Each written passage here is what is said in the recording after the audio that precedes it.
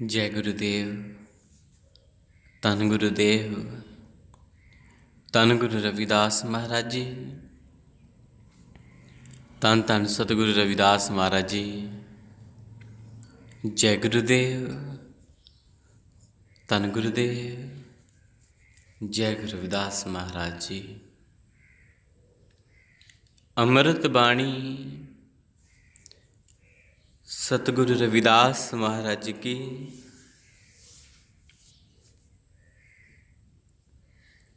पदे नंबर 1। सोहं ओंकार निर्विकार आनंद अखंड ध्यान सारूप।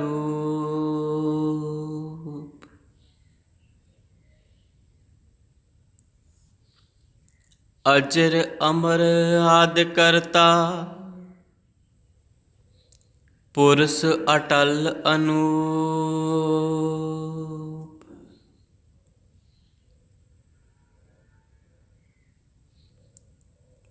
परमात्मा एक है।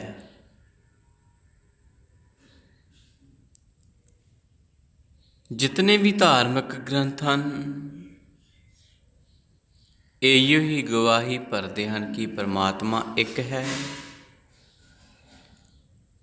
ਉਹ एक ही परमात्मा सारिਆਂ ਦੇ ਵਿੱਚ ਰਮਿਆ ਹੋਇਆ है। उस मालिक तो बिना होर कुछ नहीं। इस संसार ਦੇ ਵਿੱਚ जितने भी जीव हैं सारे ही उस मालिक का रूप हैं। मालिक तो बिना किसी की कोई हस्ती नहीं। उस परमेश्वर का वास कण कण दे विच है। ओह मालिक विकारां तो रहित है। उस संसार ते आदि तो है अते संपूर्ण है।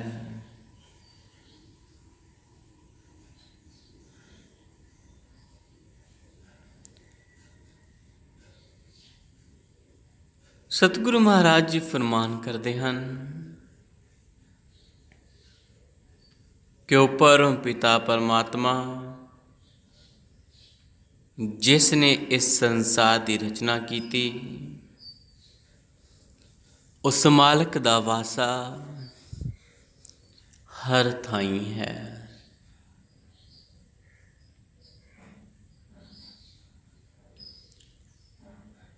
जिमें तेज हवावां करके दरिया दे पानी दे विच उठियां उच्चियां लहरां दरिया नालों वख प्रतीत हुंदियां हन, पर असल विच ਉਹ लहरां पानी ही हन। जदों उन्हां लहरां दी शक्ति किनारे तक शांत हो जाती है तो पानी दे नाल फिर मिल जांदियां हन।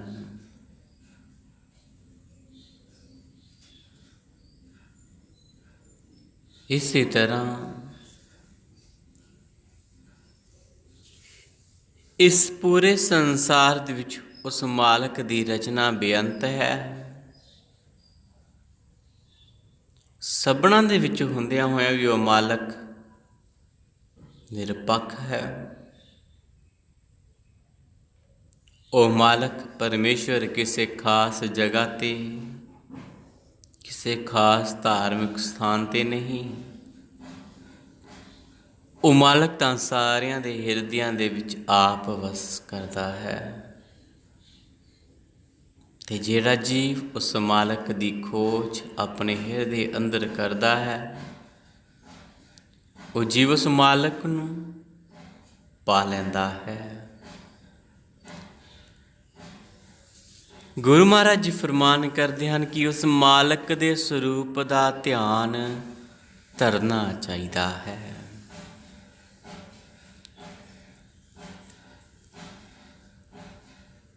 ਆਪਣੇ ਮਨ ਦੇ ਅੰਦਰ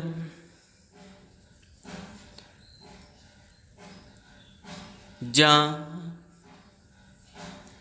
ਗੁਰ ਕੀ ਮੂਰਤ ਮਨ ਵਿਖੇ ਤਰੋ ਸੋ ਹਰਦਮ ਧਿਆਨ।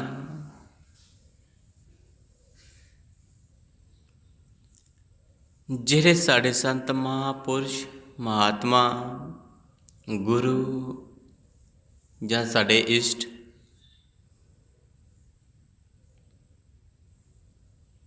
ਇਹਨਾਂ ਸਤਿਪੁਰਖਾਂ ਦੇ ਜਦੋਂ ਅਸੀਂ ਮਨ ਦੇ ਵਿੱਚ ਧਿਆਨ ਧਰਦੇ ਹਾਂ, ਸਹਿਜੇ ਸਹਿਜੇ ਧਿਆਨ ਮਾਲਕ ਦੇ ਚਰਨਾਂ ਦੇ ਵਿੱਚ ਟਿਕ ਜਾਂਦਾ ਹੈ।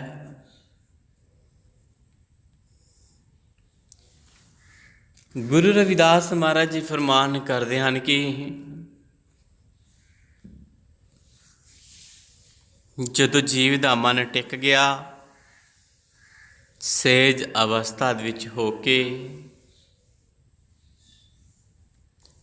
ਉਦੋਂ ਮਹਾਨ ਸੱਚਾਈ ਬਿਆਨ ਹੁੰਦੀ ਹੈ ਕਿ ਉਹ ਪਰਮਾਤਮਾ ਹਮੇਸ਼ਾ ਰਹਿਣ ਵਾਲਾ ਅਟਲ ਤੇ ਅਨੋਖਾ ਪੁਰਸ਼ ਹੈ। ਉਸ ਤੋਂ ਬਿਨਾਂ ਕਿਸੇ ਦੀ ਕੋਈ ਹਸਤੀ ਹੀ ਨਹੀਂ। ਗੁਰੂ ਮਹਾਰਾਜ ਜੀ ਫਰਮਾਨ ਕਰਦੇ ਹਨ, ਕਿਰਪਾ ਕਰਤੇ ਦਿਆਲ ਜੀ, ਕਾਟੇ ਬੰਧਨ ਕਰੂਪ,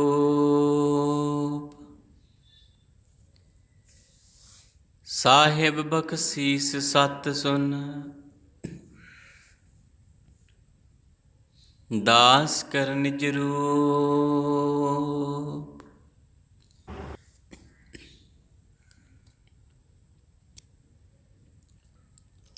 ਸਤਿਗੁਰੂ ਮਹਾਰਾਜ ਜੀ ਫਰਮਾਨ ਕਰਦੇ ਹਨ, ਪਰਮਾਤਮਾ ਦਿਆਲੂ ਵੀ ਹੈ ਤੇ ਉਹ ਕਿਰਪਾਲੂ ਵੀ ਹੈ। ਜਦੋਂ ਇਹ ਜੀਵ ਉਸ ਮਾਲਕ ਦੇ ਦਰਸ਼ਨ ਆਪਣੇ ਮਨ ਦੇ ਵਿੱਚ ਕਰ ਲੈਂਦਾ ਹੈ, ਉਦੋਂ ਇਸ ਜੀਵ ਦੇ ਸਾਰੇ ਬੰਧਨ ਉਹ ਮਾਲਕ ਪਰਮੇਸ਼ਰ ਕੱਟ ਦਿੰਦਾ ਹੈ। ਜਿਤਨੇ ਵੀ ਜੀਵ ਦੇ ਖੋਟੇ ਬੰਧਨ ਹੁੰਦੇ ਹਨ, ਸਾਰੇ ਦੇ ਸਾਰੇ ਕੱਟ ਦਿੰਦਾ ਹੈ। हे जीव, तू सुन, जिस जीव के उपर उस मालक की कृपा हो जाती है, उस जीव नूं ओह मालक अपना निज रूप बना लेंदा है।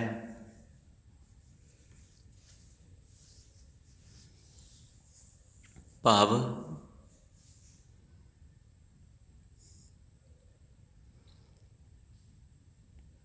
ਜਦੋਂ ਇਹ ਜੀਵ ਆਪਾ ਭਾਵ ਤਿਆਗ ਕੇ ਆਪਣੇ ਆਪ ਨੂੰ ਉਸ ਮਾਲਕ ਦੇ ਚਰਨਾਂ ਦੇ ਵਿੱਚ ਸਮਰਪਿਤ ਜਦੋਂ ਕਰ ਦਿੰਦਾ ਹੈ, ਤਾਂ ਪਰਮ ਪਿਤਾ ਦੀ ਜੋਤ ਮਾਲਕ ਪਰਮੇਸ਼ਵਰ ਪਾਰ ਬ੍ਰਹਮ ਇਸ ਜੀਵ ਦੇ ਜਿਤਨੇ ਵੀ ਬੰਧਨ ਹੁੰਦੇ ਹਨ, ਖੋਟੀ ਮੱਤ ਵਾਲੇ, ਵਿਕਾਰਾਂ ਵਾਲੇ, ਸਾਰੇ ਦੇ ਸਾਰੇ ਕੱਟ ਦਿੰਦਾ ਹੈ।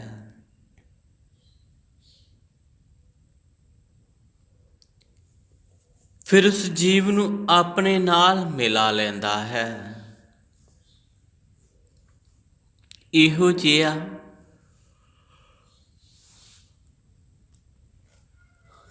ਇਸ ਜੀਵ ਦਾ ਆਚਰਣ ਬਣਾ ਦਿੰਦਾ ਹੈ, ਜਿਹੋ ਜਿਹਾ ਆਚਰਣ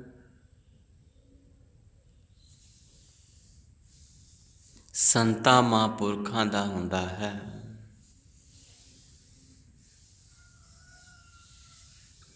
ਗੁਰੂ ਮਹਾਰਾਜ ਜੀ ਫਰਮਾਨ ਕਰਦੇ ਹਨ, सच नाम को सिमर कर,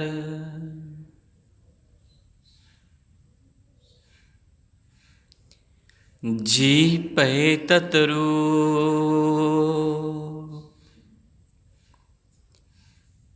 रविदास कहे भज नाम को, पावे सुध स्वरूप।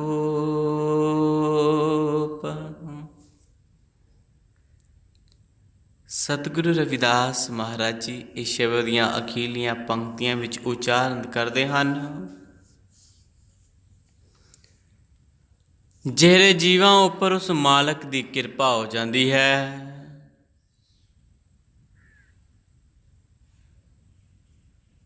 ਜਾਂ ਜਿਹੜੇ ਜੀਵ ਉਸ ਪਰਮੇਸ਼ਵਰ ਦਾ ਸਿਮਰਨ ਕਰਦੇ ਹਨ, ਉਹ ਉਸ ਦੇ ਪਵਿੱਤਰ ਸਰੂਪ ਨੂੰ ਪ੍ਰਾਪਤ ਕਰ ਲੈਂਦੇ ਹਨ।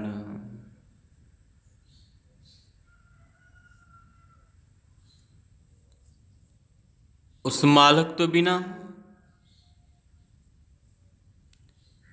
ਇਸ ਜੀਵ ਦੀ ਕੋਈ ਹਸਤੀ ਨਹੀਂ। ਉਹ ਪਰਮੇਸ਼ਵਰ ਸਤਿਪੁਰਖ ਪਾਰ ਬ੍ਰਹਮ ਪਰਮੇਸ਼ਵਰ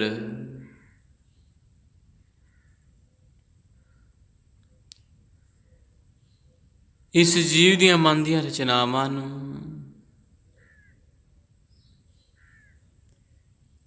ਆਪਣੇ ਚਰਨਾਂ ਦੇ ਨਾਲ ਮਿਲਾ ਲੈਂਦਾ ਹੈ।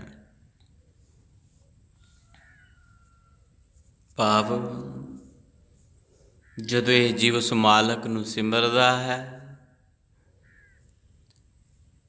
ਤਾਂ ਇਸ ਜੀਵ ਦੇ ਨਾਲ ਜਿਤਨੇ ਵੀ ਵਿਕਾਰ ਹੁੰਦੇ ਹਨ ਸਾਰਿਆਂ ਨੂੰ ਸਹਿਜੇ ਸਹਿਜੇ ਖਤਮ ਕਰ ਦਿੰਦਾ ਹੈ।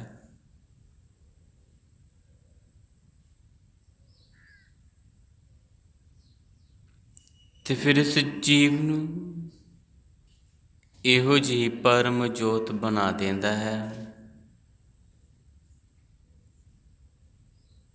ਜੋ ਸਭਨਾਂ ਦੇ ਨਾਲ ਇਸ ਸੰਸਾਰ ਦੇ ਵਿੱਚ ਰਹਿੰਦਿਆਂ ਹੋਇਆਂ ਹਰੇਕ ਦੇ ਦਿਲਾਂ ਦੇ ਵਿੱਚ ਰਾਜ ਕਰਦੀ ਹੈ। ਕਿਉਂਕਿ ਪਰਮ ਪਿਤਾ ਪਰਮਾਤਮਾ ਅਕਾਲ ਪੁਰਖ ਪਰਮੇਸ਼ਵਰ ਜਿਸ ਨੇ ਇਸ ਜੀਵ ਦੇ ਨਾਲ ਕੋਈ ਵਿਤਕਰਾ ਨਹੀਂ ਕੀਤਾ, ਉਹ ਮਾਲਕ ਨਿਰਵੈਰ ਹੈ। ਉਸ ਨੂੰ ਕਿਸੇ ਦੇ ਨਾਲ ਕੋਈ ਵੈਰ ਨਹੀਂ। ਉਸ ਮਾਲਕ ਦੀਆਂ ਨਜ਼ਰਾਂ ਦੇ ਵਿੱਚ ਸਾਰੇ ਇੱਕੋ ਹੀ ਬਰਾਬਰ ਹਨ। ਅੱਗੇ ਇਸ ਜੀਵ ਦੀ ਸੋਝੀ ਇਸ ਨੂੰ ਆਪਣੇ ਆਪਣੇ ਕਰਮਾਂ ਦੇ ਵਿੱਚ ਲਪੇਟ ਲੈਂਦੀ ਹੈ। ਜਿਹੋ ਜਿਹੀ ਸੋਚ ਵਿਚਾਰ ਹੋਵੇਗੀ ਉਹੋ ਜਿਹੇ ਕਰਮ ਕਾਂਡ ਕਰੇਗਾ।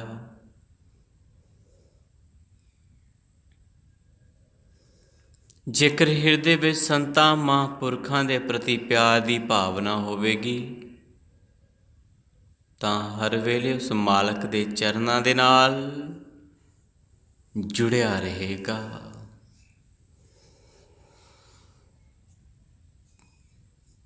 ਵਿਕਾਰਾਂ ਵਾਲੀ ਮੱਤ ਇਸ ਜੀਵ ਦੇ ਜੀਵਨ ਨੂੰ ਖਤਮ ਕਰ ਦਿੰਦੀ ਹੈ।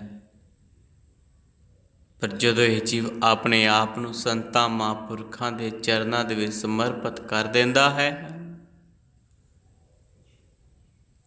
ਉਦੋਂ ਸਾਰੇ ਵਿਕਾਰ ਉਹ ਮਾਲਕ ਸਤਿਪੁਰਖ ਆਪ ਕੱਟ ਲੈਂਦਾ ਹੈ ਤੇ ਇਸ ਜੀਵ ਨੂੰ ਆਪਣੇ ਨਾਲ ਮਿਲਾ ਲੈਂਦਾ ਹੈ। ਤਾਈਓ ਹੀ ਸਤਿਗੁਰੂ ਰਵਿਦਾਸ ਮਹਾਰਾਜ ਜੀ ਫਰਮਾਨ ਕਰਦੇ ਹਨ, रविदास कहे बज नाम को पावे सुध स्वरूप। ਜਿਹੜਾ ਜੀਵ ਉਸ ਮਾਲਕ ਦਾ ਨਾਮ ਸਿਮਰਦਾ ਹੈ, ਜਿਹੜਾ ਜੀਵ ਉਸ ਪਰਮ ਪਿਤਾ ਪਰਮਾਤਮਾ ਦਾ ਨਾਮ ਆਪਣੇ ਹਿਰਦੇ ਵਿੱਚ ਸਿਮਰਦਾ ਹੈ, ਉਸ ਮਾਲਕ ਨੂੰ ਯਾਦ ਕਰਦਾ ਹੈ, ਉਸ ਜੀਵ ਦੇ ਵਿਕਾਰ ਖਤਮ ਹੋ ਜਾਂਦੇ ਹਨ। ਤੇ ਉਸ ਨੂੰ ਸੁੱਧ ਸਰੂਪ ਪ੍ਰਾਪਤ ਹੋ ਜਾਂਦਾ ਹੈ, ਪਵਿੱਤਰ ਸਰੂਪ ਪ੍ਰਾਪਤ ਹੋ ਜਾਂਦਾ ਹੈ, ਜੋ ਸਾਡੇ ਹਿਰਦੇ ਵਿੱਚ ਉਸ ਮਾਲਕ ਦੀ ਅੰਸ਼ ਜੋ ਵਾਸ ਕਰ ਰਹੀ ਹੈ ਪ੍ਰਤੱਖ ਹੋ ਜਾਂਦਾ ਹੈ। ਇਸ ਲਈ ਹੈ ਭਾਈ, ਉਸ ਮਾਲਕ ਦਾ ਨਾਮ ਸਿਮਰ ਤੇ ਆਪਣੇ ਆਪ ਨੂੰ ਮਾਲਕ ਦੇ ਚਰਨਾਂ ਦੇ ਵਿੱਚ ਸਮਰਪਿਤ ਰੱਖਿਆ ਕਰ। ਜੈ ਗੁਰੂਦੇਵ, ਧੰਨ ਗੁਰੂਦੇਵ, ਧੰਨ ਗੁਰੂ ਰਵਿਦਾਸ ਮਹਾਰਾਜ ਜੀ, ਧੰਨ ਧੰਨ ਜਗਤ ਗੁਰੂ ਰਵਿਦਾਸ ਮਹਾਰਾਜ ਜੀ। ਜੈ ਗੁਰੂਦੇਵ, ਜੈ ਗੁਰੂ ਰਵਿਦਾਸ ਮਹਾਰਾਜ ਜੀ।